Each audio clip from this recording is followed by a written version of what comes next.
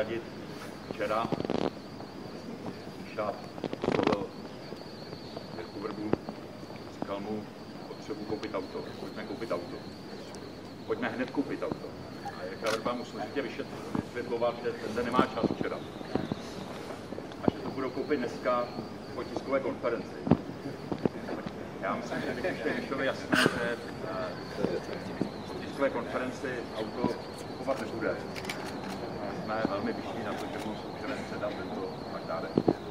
Symbolické klíče od vozů a nevysoký vůz.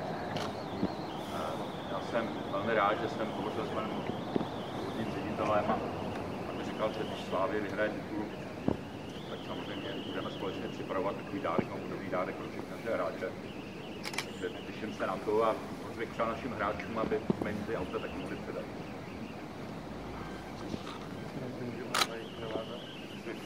Že pan Klík to vyjádřil velmi přesně, takže jenom doplním, že skupina auto je opravdu potěšená tím, že může být u toho, že má možnost ocenit takový fantastický sportovní výkon, který Michel předvedl v poslední době a věříme, že bude značce Mototechna dělat čest a že bude mít radost z toho dárku, který se skrývá pod tou plachtou.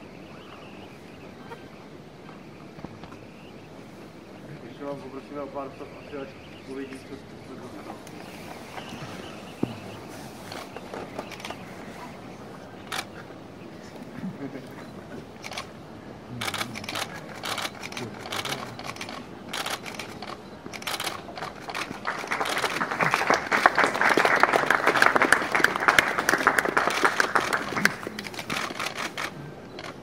By mohl